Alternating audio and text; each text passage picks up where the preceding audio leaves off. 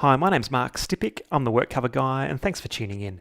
Today I'm answering the question, what does the WorkSafe RTW inspectorate do, or the Return to Work inspectorate?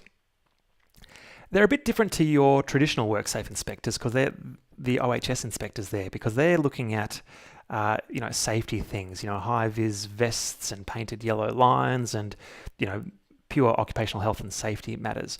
Your Return to Work inspectorate primarily has a focus on injured workers and people who might have a work cover claim. Sometimes they do general audits, so they might come out and check that you've got if you are injured poster and that you've got a particular policy around this or that. But more often than not, I tend to see them become involved because a particular claim has been flagged as being of interest to them. So what they'll do is they'll go out and they'll meet with the employer. They may speak with the case manager. They might speak with the injured worker. And they're looking to see whether the employer is meeting their return to work obligations. Most commonly, you would expect that a claim would get flagged with the Return to Work inspectorate because the claim is still within the employer obligation period. Okay, it's still within that 52 weeks obligation period.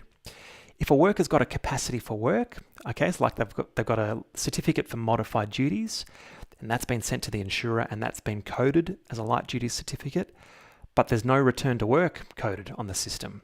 Okay, so this can all come quite easily from data. We got less than 52 weeks old claim, certificate of capacity says there's a fitness for work, but there's no return to work confirmed.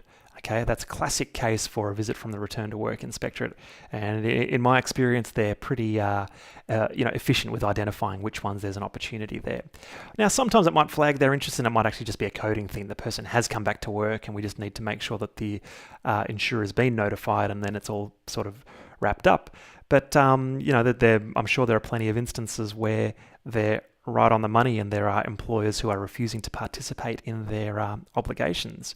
And the great thing that I see from the Return to Work inspectorate is that more often than not, they do achieve return to work outcomes. And as I understand, the customer satisfaction for the Return to Work inspectorate is very high. There's not many people who get inspected by the Return to Work inspectorate who really feel hard done by the experience. So there's a strong focus primarily on achieving return to work outcomes rather than stinging people with fines.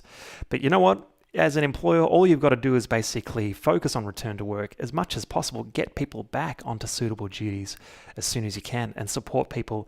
And chances are you're either never going to hear from the inspectorate or you're going to have a positive experience in the event that they do pay you a visit. I hope this has been helpful. Thanks very much for tuning in, and please subscribe to my YouTube channel.